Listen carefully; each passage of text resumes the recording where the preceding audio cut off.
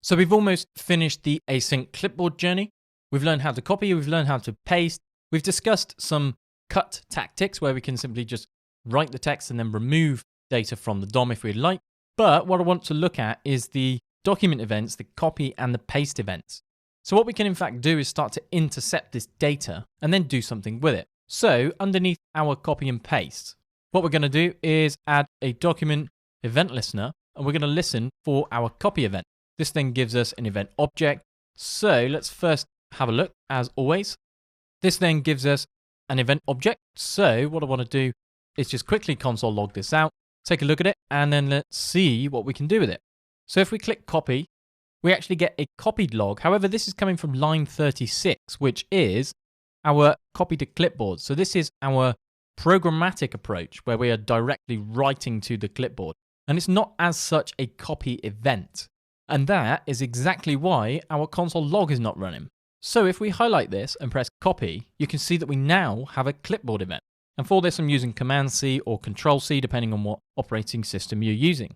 If we then expand, we can see that we have the type of copy, we have the path, which dictates the event bubbling, but more importantly, we have our target, which is the pre with a class of source. So we could in fact take our event target and then do something with it. The only downside with this approach is that we would have to then be in charge of setting the clipboard data ourselves. So that's the important piece to remember, because when we want to do this, we want to call our prevent default. So if, for example, I paste in the console at the moment, we have the whole class. So what we'll do is copy the text of constructor, and I'm hitting Control-C at the moment. However, if I paste, I then see the entire object. So by calling prevent default on our copy, it's actually stopping that default action, which is allowing me to copy new data to the clipboard. So now we've done that, we now want to use our event object, and this has a clipboard data property, which coincidentally comes with a set data. We can then pass in the format and the data that we want to then set. For this, we're going to use type of text/plain, and because we get the event.target, we want to then look at that inner text property. So what this allows us to do is now intercept.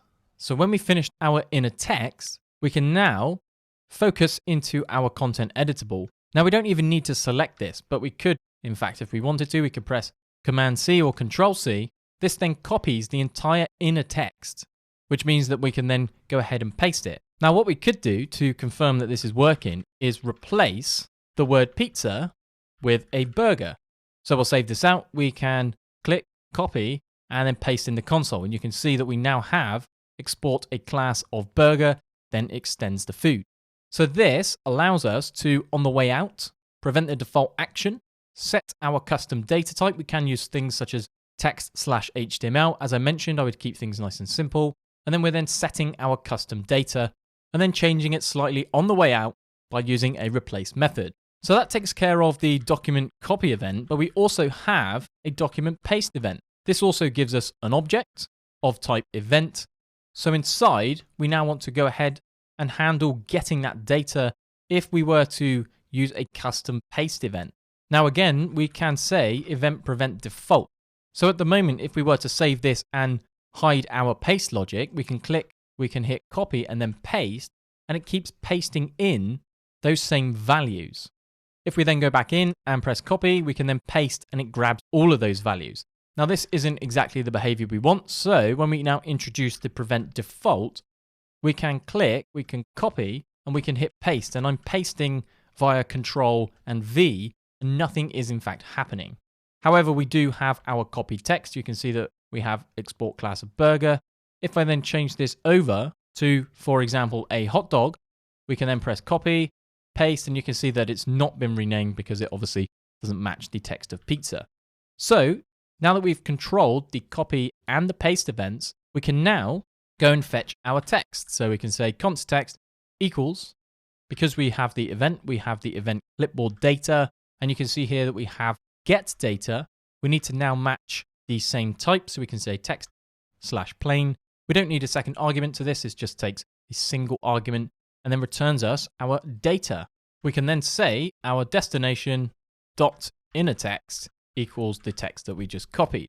So when we save this out, we can focus, we can click copy, we can then hit paste, and you can see I've not had to do anything here.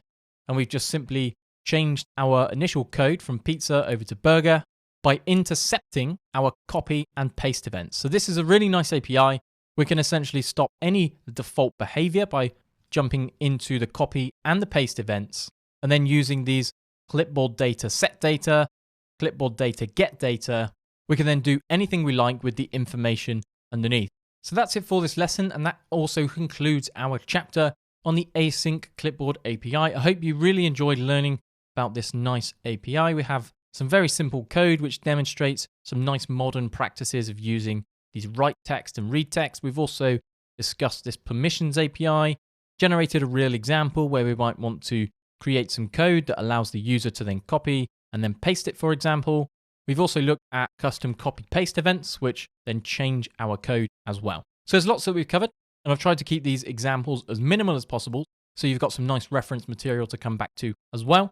So with that in mind, let's finish up and dive into the next chapter.